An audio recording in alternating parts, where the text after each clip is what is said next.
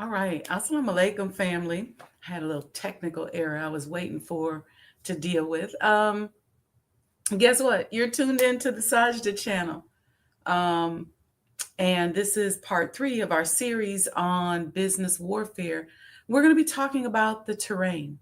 So be a friend and tell a friend. And we'll be right back after a few short commercials. Grab you some coffee, grab you some tea. I got me some calendula flower tea. We'll see you in a few.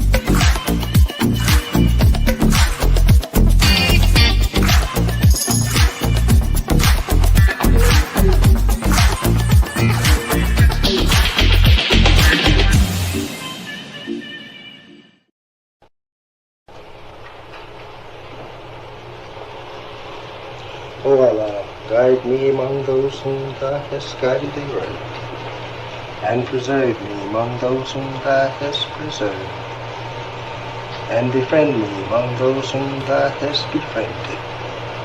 Bless me in whatsoever Thou dost grant me, and deliver me from the evil of what Thou hast judged. Surely Thou judgest, and none can judge against Thee, and he whom Thou befriendest is not disgraced. Blessed art Thou, O Lord, and exalted be Thee above what they set up besides Thee. I bear witness, nothing deserves to be served besides Thee, and I bear witness that Muhammad is Thy servant and apostle. Amen.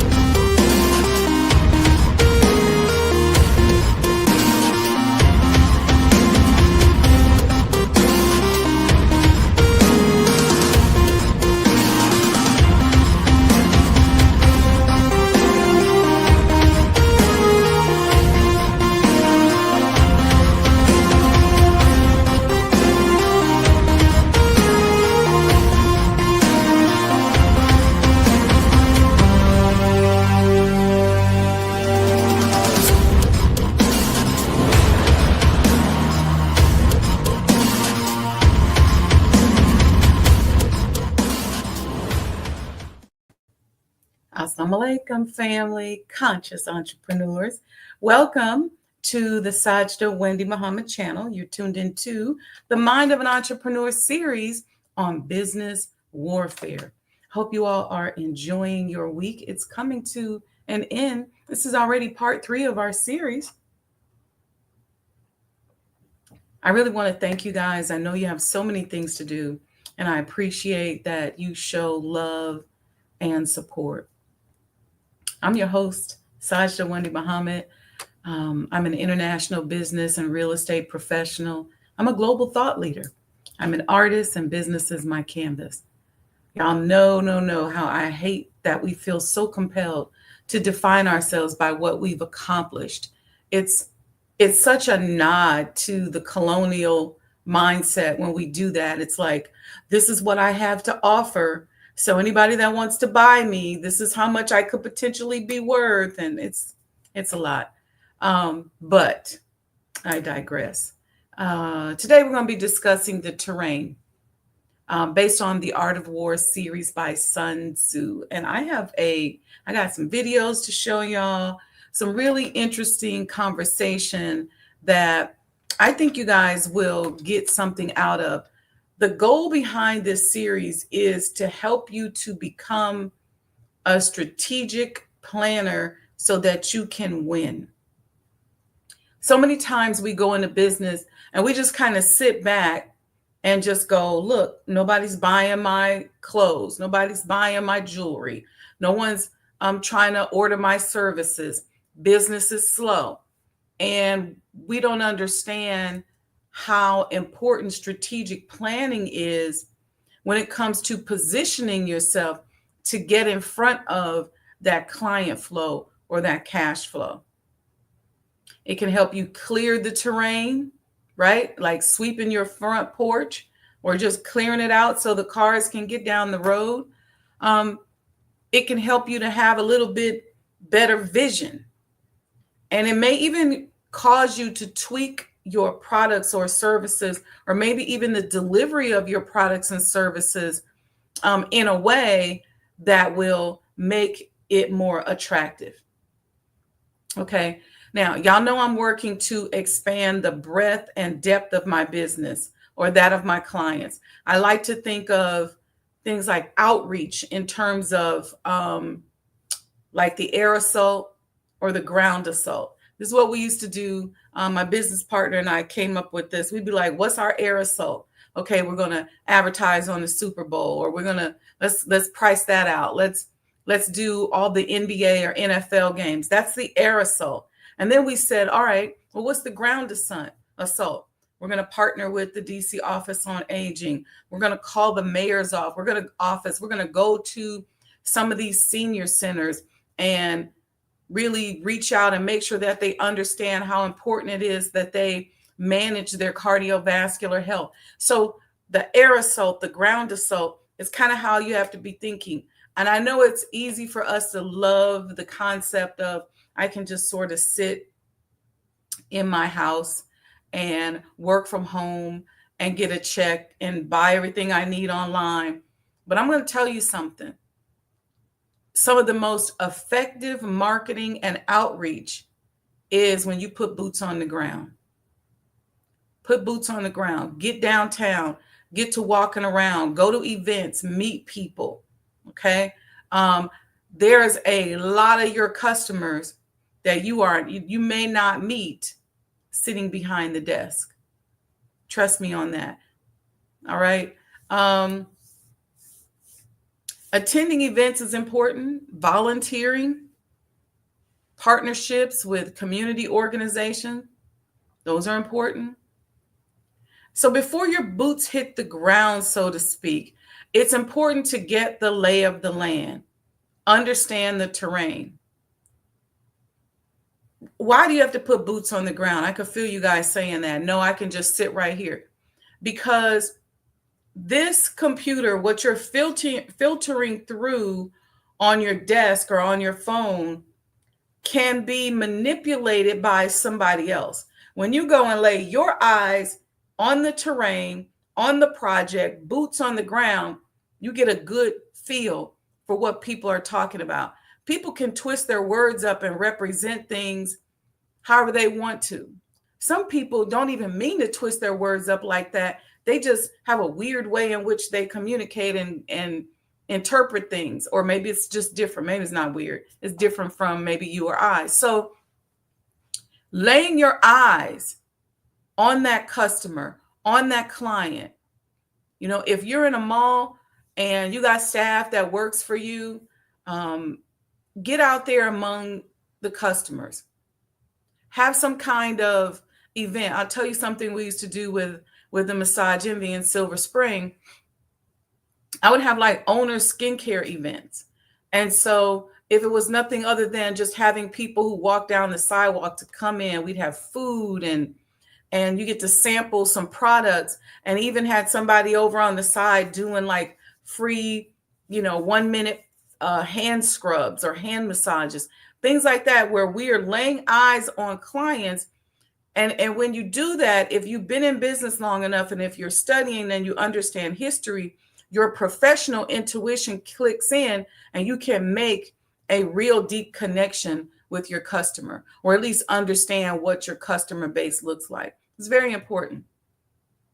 So again, before your boots hit the ground, so to speak, you got to get the lay of the land. You got to understand the terrain. Are there security issues? Who are your customers? What is the tone? What is their opinion? Is it a cold market or a warm market? So in other words, are these people that know you or know of you, or you guys come from the same sort of warm culture? Or is it a cold market where you don't know the people? You got to tap into a space where there are people that don't know you, you don't know them. Maybe they don't even look like you. Are you in the neighborhood because you were invited and welcome? Or did you kind of just bogart in because you just wanted to be in that area? All of that, nothing wrong with any of that, but all of that is, or I'm not saying anything negative about any of that. All of that is just stuff that has to be incorporated in how you strategically put things together.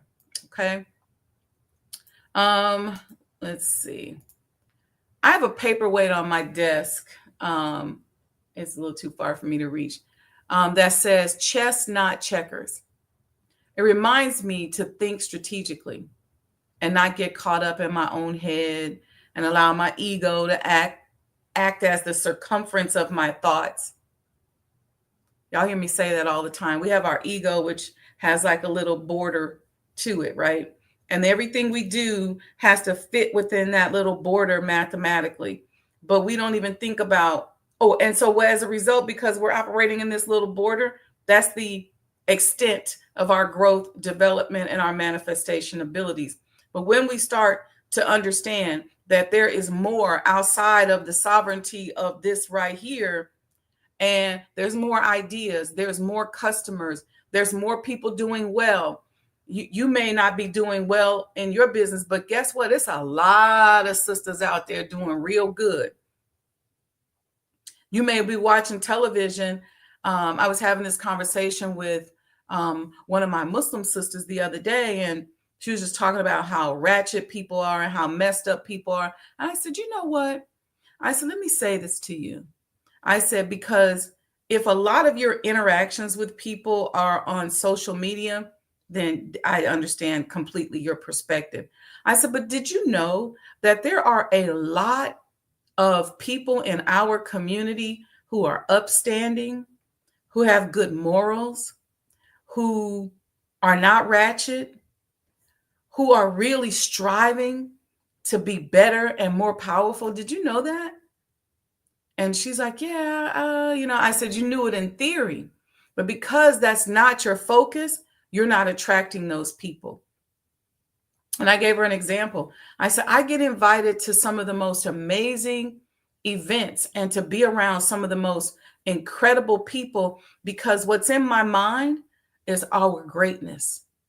And so I attract our greatness and our excellence because I believe and have faith in our greatness and our excellence. And I'm not putting borders on how you express that.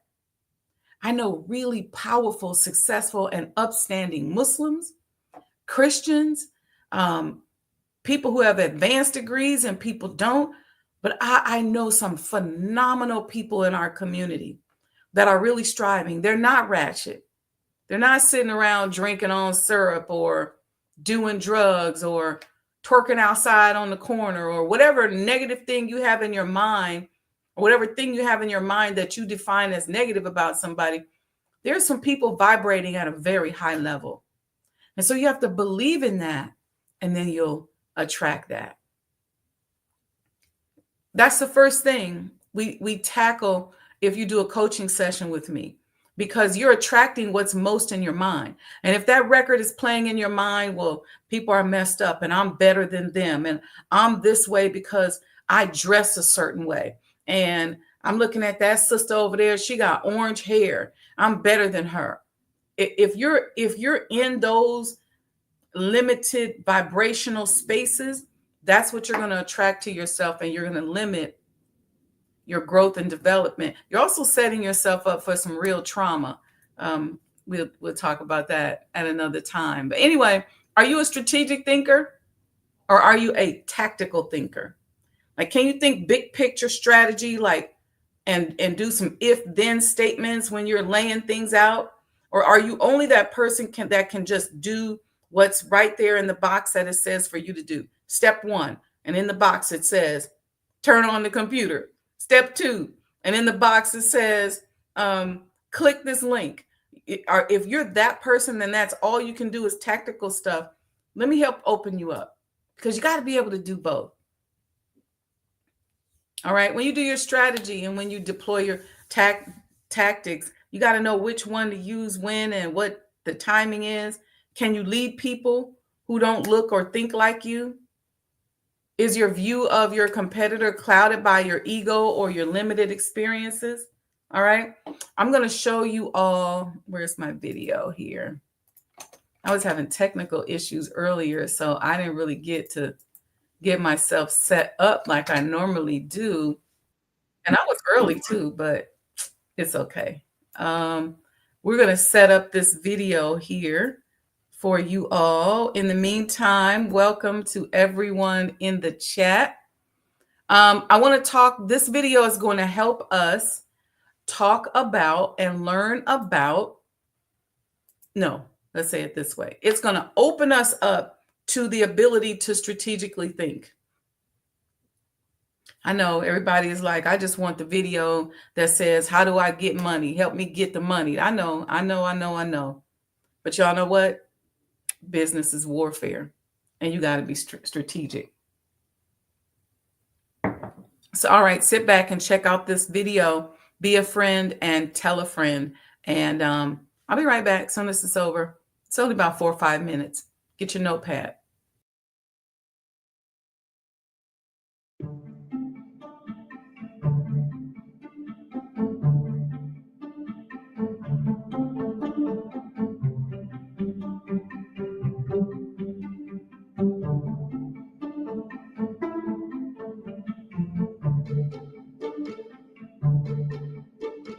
Thinking strategically is meta thinking.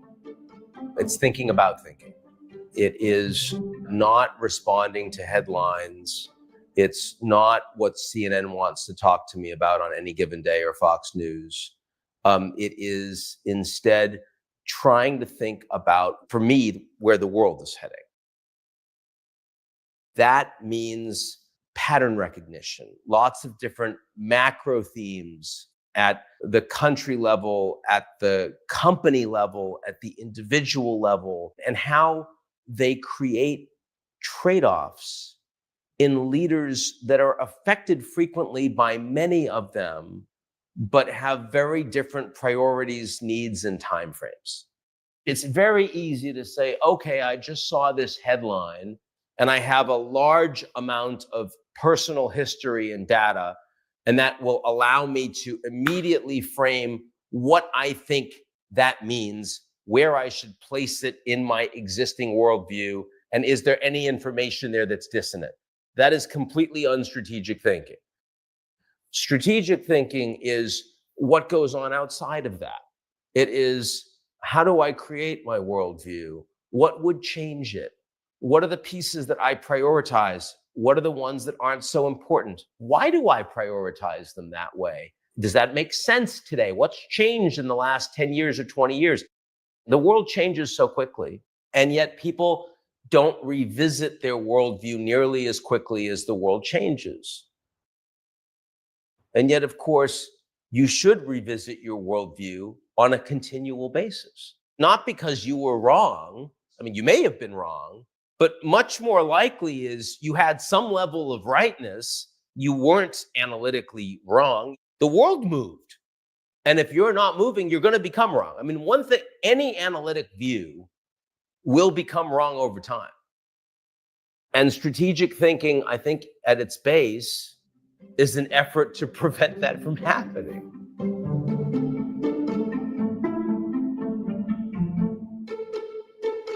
Great strategic thinkers are curious and open. They are fine with being wrong, admitting that they're wrong, talking about what that means, and moving on. There are also people that are very curious about different worldviews. People that have respect for worldviews and opinions and analysis that are dramatically different from their own and that engage with them, those are people who tend to be good strategic thinkers. I don't necessarily say opposing worldviews, because worldviews don't need to be opposing. They just need to be different. I happen to be born in the United States, and that of necessity gives me a worldview of that context. But if same human being, happened to be born in China, would that give me an opposing worldview? No, I'd be the same person. I just have a different worldview. People that are much more comfortable simply following folks that confirm their priors may be outstanding tactical thinkers, but are not good strategic thinkers. Of course, this is not easy to do. I mean, it's kind of like going to the gym. The first time is daunting. Once you do it every morning, stopping doing it would feel daunting. But you have to actually build up that training, that practice. And it takes time, because your brain doesn't like it when you start engaging with things that you don't agree with. It finds it unnerving. But if you do it enough and you start breaking down your own internal barriers to say, no, it's not that I don't like this person. It's not that that opinion turns me off. It's just that they come from a different story. They're not villainous, right? The fact that you're Israeli or Palestinian doesn't make the other person wrong. They're both heroes of their own stories. They just have different stories. If you're prepared to understand, accept, and embrace that, then you tend to be a better strategic thinker.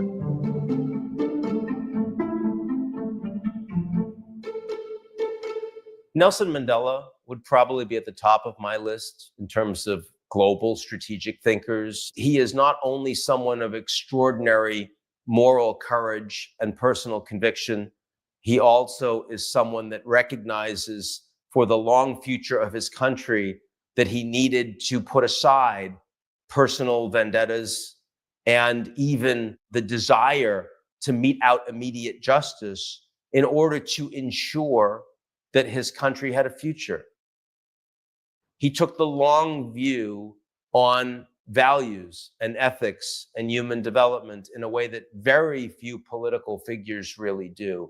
My only regret is that I never had the opportunity to meet him personally. Maybe that allows me to lionize him more, because a lot of world leaders who I have a lot of respect for, that I've spent a lot of time with personally, do become more humanized in ways that don't always comport with how much you respect them once you've spent time with them. That's not always true, but it's frequently true. To learn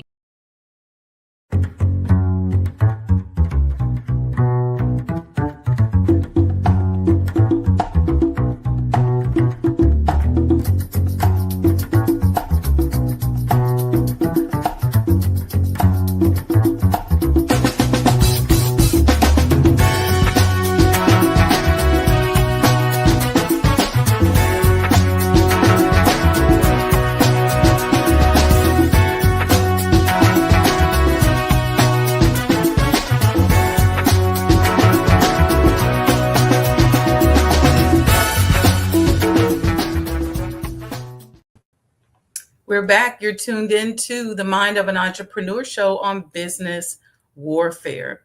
And we just finished watching a video that I wanted to help open us up to different ways of thinking. One of the challenges that we oftentimes have in business, in life, period, we become so siloed, right? And I love how he relayed that your story is your story, and you come from your actions, and the way you move are based on what you've experienced and what your story is. Doesn't make me or you wrong. It just means that we have different stories.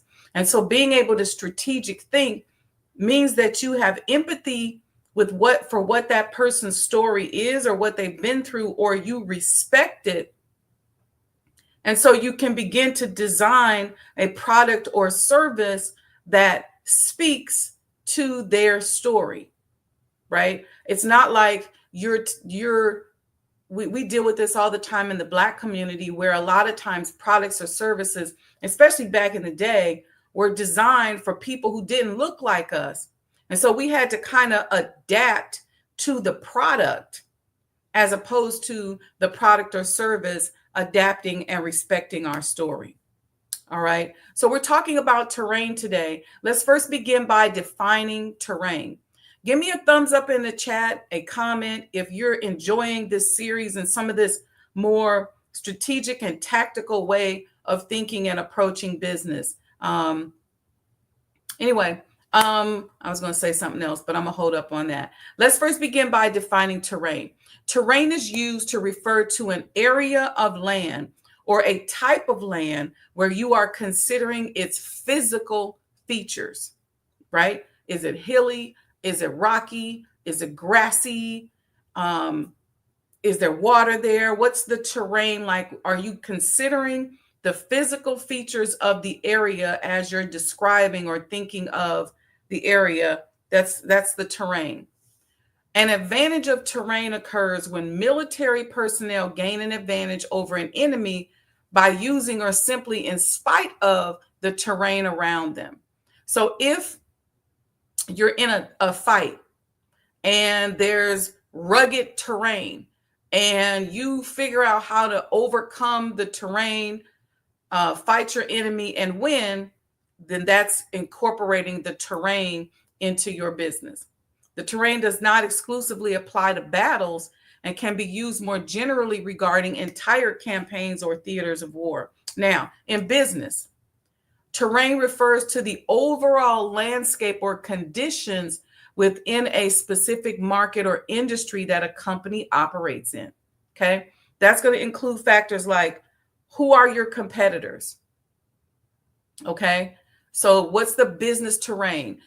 Who is out there doing what you do? If you don't know that and you open up and you invest all this money into this business, and somebody else is doing what you do and they're doing it better, not because their product is so much better, but because they've been at it longer, you got to think about that. That should be factored into your strategic planning. So, terrain in business. What are your competitors doing? Who are they? What are the regulatory requirements? Okay, sometimes we forget to incorporate regulation or consider regulation as we're designing our outreach or our responses. Sometimes regulations can be weaponized against us if we don't either know they exist or if there's a formidable enemy that has the ability to either manipulate regulations or just kind of sit there and audit your stuff and report every time you have a violation of a regulation.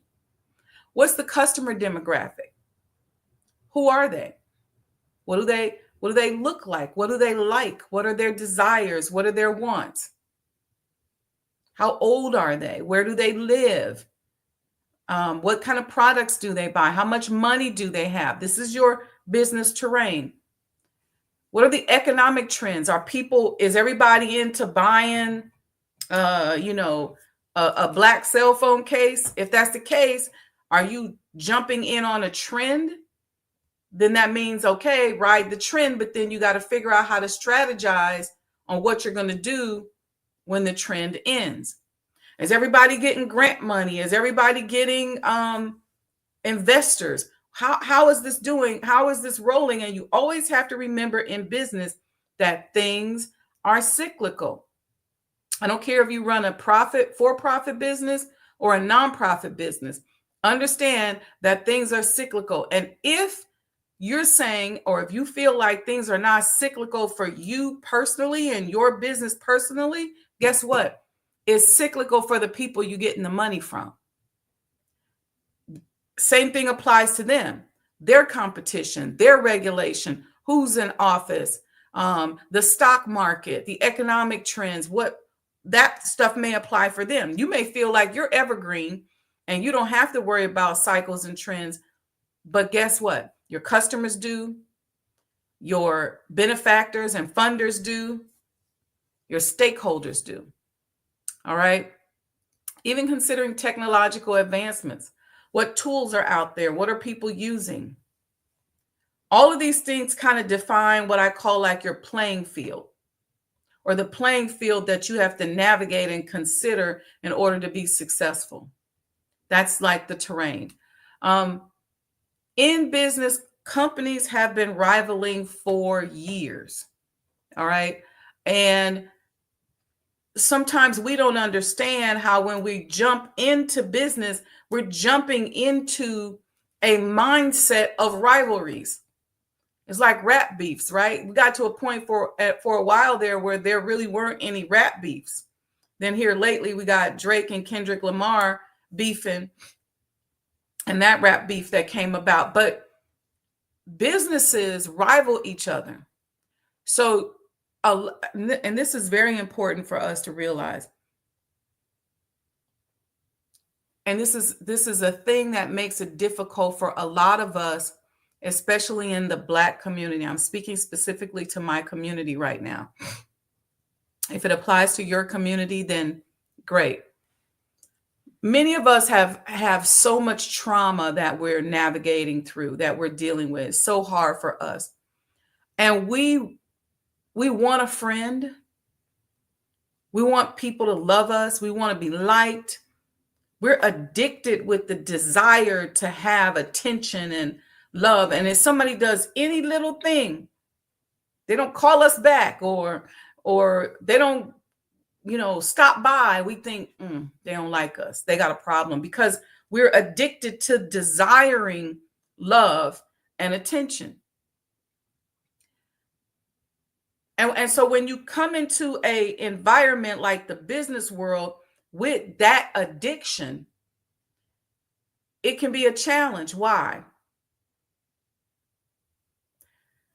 Because businesses and the big businesses have set a tone. There's a tone at the top that has trickled down, that rivalries are what sell tickets. It's what sells customers, what attracts customers, what sells products and services. So this rivalry mindset is baked into the vernacular of doing business. So a lot of us come into the business world, we see somebody who looks like us, we automatically set up a rivalry. We don't realize where that's coming from. It's coming from our trauma and our interpersonal relationships with us from the past, and our desire to be loved. And many of us don't feel love. But then it's also coming from a business cultural mindset that says you're supposed to have a rival. And pop culture is good about that. Do you like Prince or Michael Jackson? Is it MLK or Malcolm X? We're Mike Tyson or Muhammad Ali, Kobe Bryant or Michael Jordan. It's always making us go this or that and create rivalries. And then we feel like that's kind of what we need to do. And even companies do it when they're competing for our attention. So one of the things we have to overcome as a people is, one, our need and our addiction to the need to be in the center of attention and to be loved, or at least what we think is love. And we got to understand that these folks been battling and rivaling for years. And the way to win is to do the opposite of what the industry, what the business world is telling you you should do.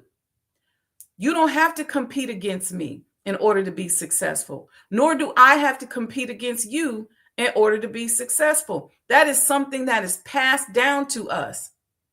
It's been around for a while and we don't realize that we're doing it. Guess what? If we unite, there's that word, if we come together, if we put down our addiction to be on top, if we stop thinking that every time the bell rings, it's our fight, if we stop acting like every time somebody says something, they talking to us, it got something to do with us, they referencing us, let go of all of that and learn to unite with one another, we will outpace these industries that are built on rivalries, because it'll be our unity that helps us. Now, how do you do that? You can be creative. I love being creative in business. I'm supposed to be a rival with somebody because let's say both of us do construction, and an elementary minded person will be like, yeah, that's my rival. But what if we came together on a project? What if you bake cookies and I fry chicken, but we both got restaurants, and so we kind of think we need to be rival? What if we do a partnership? What if we come together, do some joint events,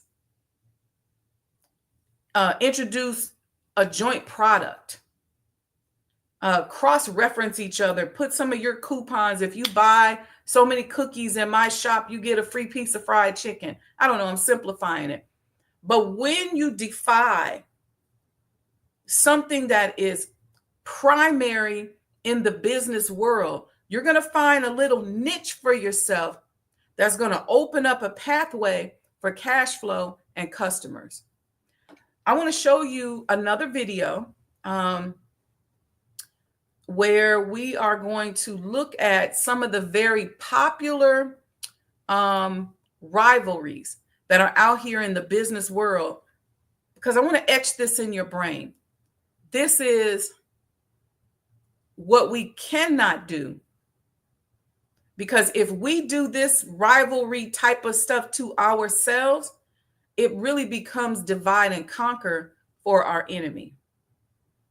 So we sitting up here rivaling each other because we don't know where it comes from. All this elementary thinking, I'm cuter than her, I'm younger than her, I'm smarter than her, and we doing all this crazy rivalry stuff. But to our enemy, we are deploying the tactic of divide and conquer.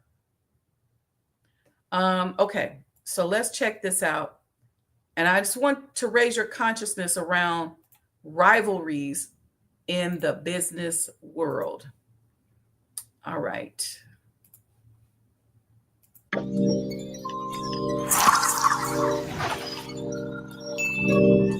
These are the companies that are always battling each other to make sure we buy their products. Welcome to WatchMojo.com, and today we're counting down our picks for the top 10 business rivalries. For this list, we're focusing on two companies that make similar products that are constantly compared to one another. iSheep, copy bots. Autocorrect this. Number 10, Energizer versus Duracell. These two companies power your TV remote, Xbox controller, and so much more. While Energizer has been around since the late 1800s, Duracell only burst onto the scene in the mid-1960s. This makes it all the more surprising that Duracell has been able to become a serious competitor to the historic battery and personal care brand in such a short time. Even if you side with the Energizer Bunny, you can expect these two companies will remain in a power struggle for the foreseeable future. Number 9, Budweiser versus Miller. As far as beer companies go, it's hard to think of more fierce competitors than Miller and Budweiser. When you start caring, put down your purse and I'll give you a Miller Lite. Even though you can't ignore Coors in the Battle of the Brews, these are the two brands that are more likely to pop into your head when you think of a cold, refreshing beer. While it isn't surprising that the beer business is as competitive as it is, it's a steady stream of advertising keeping these two brewing legends held high as two of America's highest-selling beers. Gentlemen, in closing, I'd like to think I speak for all of us when I say if it wasn't for life, I wouldn't be where I am today. Number 8. Visa versus MasterCard. While these two companies don't actually issue credit cards, they are the reason we can use them. Considering both Visa and MasterCards are accepted nearly everywhere, and both American multinational financial services corporations are successful, it's safe to say these companies are what most people use to make the majority of their purchases. Really, the only loser here is old-fashioned cash and coin. Number 7. Hasbro versus Mattel. As these companies both make toys for kids, they've squared off for decades for the hearts of your little ones. They may not directly reference or acknowledge each other, but their products often share many uncanny similarities. Both Hasbro and Mattel have made some very iconic American toys, so it's hard to imagine that either will be giving up their stake and disappearing anytime soon. Be the world's best driver at HotWheels.com! Number 6. Ford versus GM. As two of the oldest companies that still make their cars in America, Ford and GM have been constant competitors since the early 20th century.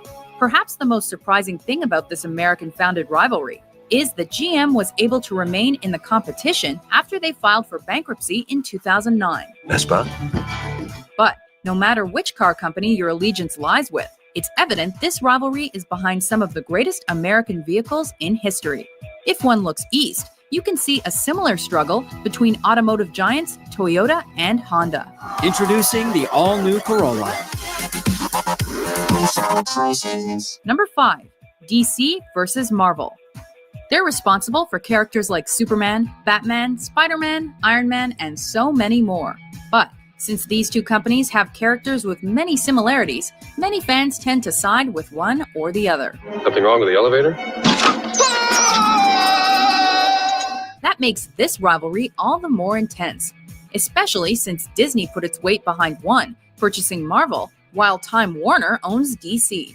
No matter where your loyalty lies, you can't deny these two have played a huge role in the film and comic book industries for decades. My attorney will be in touch with you about the damage to the door. Otis, take the gentleman's cape. Number 4. Adidas versus Puma. This rivalry is proof that sibling rivalries can result in much more than hurt feelings. These two world-renowned athletic footwear and sportswear corporations were originally one company owned by two brothers. Tensions eventually caused the company to split into Adidas and Puma, edging out the Nike versus Reebok rivalry, which is just as intense. Today, Adidas is Europe's largest sportswear manufacturer, while Puma holds its own by sponsoring high-profile athletes, especially several notable footballers. Number 3. Microsoft versus Apple. Microsoft has had plenty of competitors over the years, including Sony and Nintendo in gaming, and Google online. But none has been as large as their rivalry with Apple. This struggle saw the late Steve Jobs compete with Bill Gates for dominance in home computing, with the latter prevailing until Apple's eventual supremacy thanks to their efforts in mobile and tablets. Every day, more photos are taken with the iPhone than any other camera. It doesn't take much to see the differences between these companies. While Apple tends to focus on uniformity, quality, branding, and style, Microsoft is more focused on ubiquity. Whether you're a Mac or a PC fan, these tech giants have pushed innovation to new heights. Is there an app for that? Search karate. Number 2. McDonald's versus Burger King. Fast food rivalries come and go, but none is more iconic than the Battle of the Burgers. Hold the pickle, hold the lettuce, special orders don't upset us. All we ask is that you let us serve it your way. Over the years, Burger King and McDonald's have been in an all-out battle for control of the multi-billion-dollar-a-year fast food market, trying to outdo one another's offerings and mascots. Now watch me, kids, when I twist my reins like magic. We're at Burger King! After decades of competition, McDonald's emerged on top, and this has introduced it to a whole new breed of competitors. Yum fish. Before we reveal the number 1 pick, here are a few honorable mentions.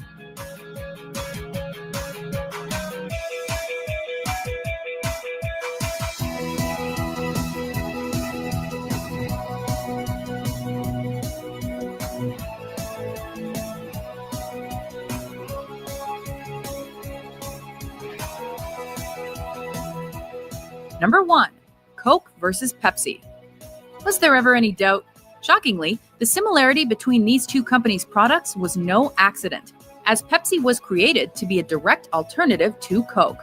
Despite all of Pepsi's marketing efforts over the years, Coke has managed to become the more successful company and to remain the top American soda icon. Regardless of which soft drink you prefer, it's hard to imagine not being able to get a chilled Coca-Cola or a Pepsi in a nearby vending machine. A Coke and a smile makes me feel good. Do you agree with our list? How many of y'all have found yourself playing into that rivalry and even debating with friends over whether or not you like Burger King or McDonald's or Coke or Pepsi? That's how powerful that stuff is. I lose it because I don't like mascots and stuff. I hate that little Burger King man. I can't stand Big Bird. I don't like that stuff. So they don't have to worry about me.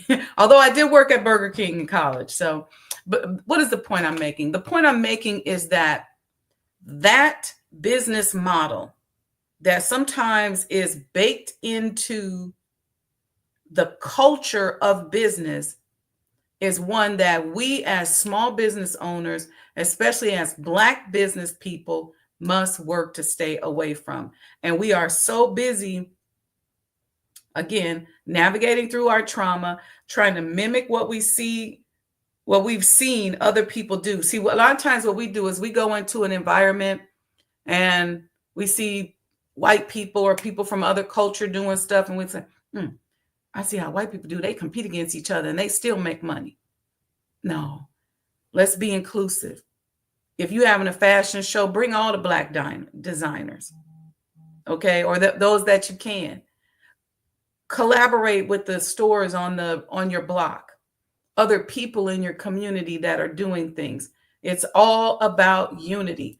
Unity is the nuclear explosion that is going to overtake this concept of rivalry. And see, once somebody conditions your brain to think that it's always good to compete against other people and to have rivals, then it makes it easy to convince you to hate somebody else, to not like somebody else, to make you feel like just because somebody's story is different from you, that you shouldn't like them. It becomes very easy to tell somebody, oh no, you know what? They from that side of the tracks. You don't want to deal with them. And so we start judging. Every city you go to, there's a side of town that people tell you, don't mess with nobody from that side of town. It's easy to hook you into that kind of thinking because you're locked into all of the advertising, all of the subliminal messaging that comes from these big rivals. Let these folks fight it out. Let them tear it down. And when they keep on tearing stuff down, you should just be down here working to unite. Don't deploy, divide and conquer for them. All right, real quick before we go, let's break down the 6 aspects of terrain discussed in The Art of War. If you're enjoying this conversation, let me know. I see a few suggestions in the chat. I'll think through those and think about how to present those. Let's talk about accessible ground. These are the 6 aspects of terrain that Sun Tzu put in The Art of War. He talked about, number 1, accessible ground. Accessible ground is ground that can be freely traversed by both sides. Okay, so if there's a territory, if there's an area and anybody can go there, it's called accessible ground. It may be a customer group that you can easily access. It could be a niche group that many companies can tap into and access.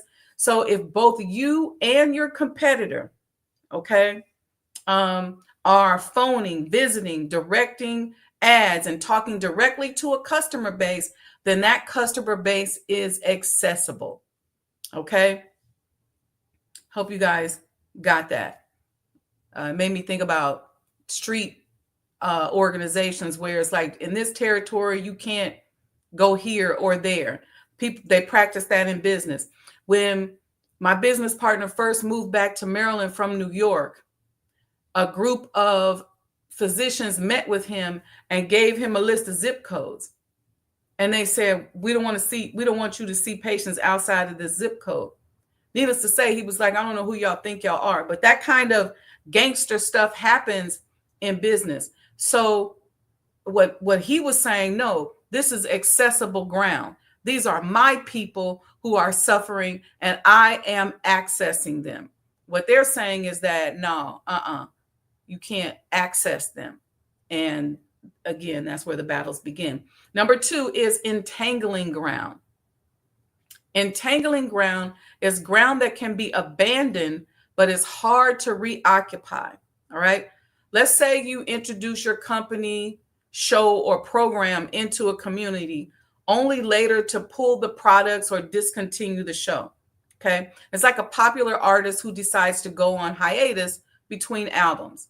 They may find that once they abandon their fan base, it may be difficult to get back because they've moved on to the next hottest artist out there.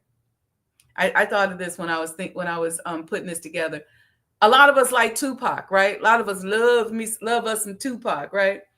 But what if he faked his death and he been chilling down in Cuba since 1996? Let's say now all of a sudden, here we are coming up to 25, and he said, I'm tired of hiding out in the tropics. And he decides he wants to reoccupy his position in the rap game after 28 years. How difficult do you think it would be for him to be competitive? This would be considered entangling ground that was once abandoned. Now, he'd get a lot of attention from us for being gone for 30 years and coming back. And would the attention sell the album, or would his vibe and his style sell the album? That's the strategic planning piece of it that you have to consider. That's entangling ground. Why is this an important consideration, right? Because in this case with Tupac, his managers would need to develop a strategy and create some music that would be competitive. They also can develop a strategy and play on his absence, his new appearance, the fact that we haven't seen him, the curiosity, the drama around, is that really him or is that AI, right? Or he could just re-enter the game as usual, just try to come back with his bald head self, the way he looked 28 years ago, and see if that works. Many of us sit on the sidelines with our businesses, and then we decide to jump back into the game without considering the development of strategy. On the first video that I showed, the person talked about how things change. The world changes. So when you step away, when you go get in your bubble and you don't access it, the world is moving and changing. And I got a newsflash for you. God grows and evolves and changes as well. So when you step out of the world and you decide, I'm going to take a minute before I get back, you got to come back in and see what's going on. Maybe you had a baby and decided to stay home for the first 4 years of your child's life, which is good, right? Well, when you come back into the workforce, you got to get up to speed. Technology likely has changed. Your industry may have evolved. It may have split off into two different things. This could be considered entangled ground that is not necessarily difficult to reaccess, but presents challenges as barriers to entry. And your enemy or competitor is likely taking this into consideration, and so should you. All right. Number 3 is temporizing ground. This is when the position is such that neither side will gain by making the first move. What do? Are you the aggressor? Do you jump out there like YOLO, I only live once? Or do you lay in the cut, wait to see what the enemy is going to do? Do you retreat and entice your competitor to make the first move? Do you secretly tweak your product or service? Offer an incentive? What's your strategy? You not only need to design and strategize, but you must be aware of how your competitor is moving also. So this is temporizing ground where the terrain is such that it might be so tumultuous that nobody will gain by making the first move. That's a strategy all in and all of it. That's a basis for strategy in and of itself. Number 4 is narrow passes. If you come to a narrow pass in your business and you can occupy it first, you should definitely occupy the territory, they say. Let's say you find yourself or your company on that temporizing ground and it's after a disaster and your entire industry is at a standstill, but you get a call that the mayor is interested in broadcasting from your store. Do you jump in that narrow pass or do you continue to lay low? If you realize that you can be the first person to bring something to market, there is value in being first to market. If you can get through that narrow pass, you go in there. There's going to be competitors coming after you. There are going to be people who are going to come for you. But if you can be the first one to get it to market, you have to consider what it means to be first to market. Being first to market means that you may have to market through education, right? So it may mean that you got to understand how people look at your website. Do you have a website where people just go to get education, but they buy from somebody else? Are people using your website just to raise awareness, but they're not putting a credit card in and buying from you? When you're analyzing your data, you got to see that. How much time are they spending on the site? Where are they clicking? If they're reading and studying, they're spending a lot of time on the explanation part, but never clicking to your virtual store or your shop or anything like that. That tells you how people see you in the market. And it's also going to tell you how you need to strategize in order to convert some of those customers or those visitors into customers. All right. Number 5 is precipitous heights. That is all about who can get to the high ground first. If you get there first, you should go up. If you are not the first one up on the mountain, for example, then you can stay at the bottom and observe your competition. This is where a lot of us make a mistake. We make it to the top of the mountain first, but we get enticed away by our enemy who may use false information in order to negotiate us out of our position. We talk about that a lot on the show. I'm not going to go deeper into it, but we reach the pinnacle, we reach a high point, or we reach a very advantageous point, and somebody sees us there. They see us as a rival. They feel jealous of us. They feel envious, and they start to introduce some kind of stimuli that negotiates you off of your high precipitous place. Number 6, positions at a great distance from the enemy. Okay. So what if your business is doing well and you really don't see an enemy in sight and you really don't even think about them? What you do next depends on whether or not your competitor is equal in size to you or smaller, or whether or not they are larger. Okay. Let's say you sell these coffee mugs in Chicago, and the next closest person that even sells coffee mugs like that is in Texas. And let's say there's no internet, and y'all can't imagine that, I know. Or there's no way that you can, let's say there's internet, but let's say there's no way you can sell them online. So online with the internet, you all become fierce competitors, because when a person Googles these types of coffee mugs, they only see your two companies, you and the person in Texas. So the internet makes you competitive. But if I take away your ability to sell online, then that person in Texas is really not your competition, right? And so you don't even have to attack them. You don't even have to waste time, money, or energy attacking them because they're so far away. You don't even have to, and attack is probably not a good word, but you don't even have to strategize against them. You don't even have to try to figure out how to make yourself more attractive as a company than them, because they're not even close to you and you can't go online. But now, once you both get back up online and you got your sites up and you can both sell, now you become competition.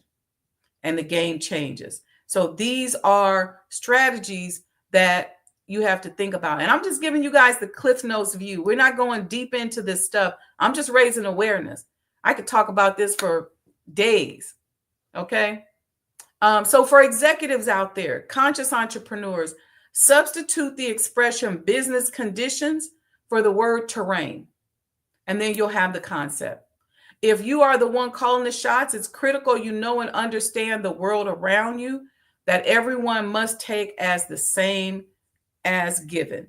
What do I mean by that? It's like what is the saying? We say it all the time. For much is, I can't even think of it. For those who are blessed, you got an obligation to give back. I can't think of it. Anyway, the terrain is the playing field, right? On which you and everyone else competes, over which no one else has control, but on which outcomes often totally depend. That's from The Art of War. Decision makers who do not know and understand the terrain better be lucky. Some of us do get lucky in business, but for the most part, a lot of us just stay at that kind of level. We do really well, we shoot up and we hit a plateau, and then we don't know what to do next. And then we're too arrogant to call in a coach or consultant, so we sit there and suffer, and next thing you know, we're using deceptive intelligence to justify why we closed up. Be a business chameleon. Be sure to strategically plan. Embrace technology. Don't be afraid of new markets. Don't neglect the customers you currently have by over-focusing on customers you don't have.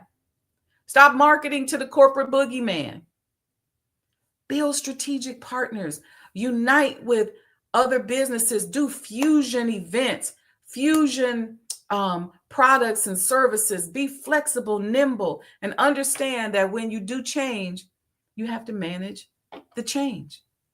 All right. So let's keep studying. Let's keep talking about business warfare. Tune in tomorrow for part 4, where we're going to be talking about leadership. Let's see. Let me take a couple minutes to see who I think I mentioned some of y'all in the chat. I see Sister Aurelia got some good emojis in there. I see you. Much is given. There it is. Thank you. Too much, much is given to whom much is required. That's what I was looking for. Yeah, that Big Bird. I can't stand all them mascots. Yep, that's right. Okay, family. So make sure you support the completion of the Honorable Elijah Muhammad House Museum. Join our mailing list. Okay. Visit our virtual virtual gift shop. Use that QR code right there. Okay. If you want to book me, just go to bookSajdaWendyMuhammad.com. Support the channel, support the network, y'all. Listen, go to Cash App, Sajdah Enterprises, give and support. We have to learn to support one another. Whatever your match to vibrationally right now, open your Cash App, hit that, and give and support the channel. Because I'm giving you some real good corporate business information here, and you're on here for free. So why not give? All right, family. Aya Solutions, welcome. Walaikum salam and great Friday. Don't forget to like the video, comment after this video. Thank you, and thank you. Appreciate you all. All right, family. See you all tomorrow, 6 a.m. Central Time.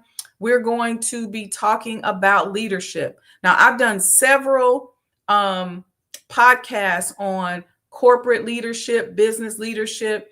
So we're going to dive into that a little bit deeper than maybe we normally do tomorrow. Okay. And specifically, we're going to talk about leadership and leadership structure, because one of the biggest mistakes that we make, we got board members and we go, okay, I got my board members, but the board members are so deeply entrenched in operations that they can't see the forest for the trees. So we had to talk about that and talk about how to restructure our businesses and set ourselves up in a different way so that we can be nimble, we can move. Look, JP Morgan Chase was around damn near 100 years ago, but his businesses that he started and his family started are still household names today. And so we got to study, how did that happen? Of course, yeah, there's white supremacy and white privileges. That's exactly right. But we got to figure out how to quantum leap around that. All right. Okay, I'm out of here. I will see you all inshallah tomorrow morning. Love you all very much. Peace and blessings.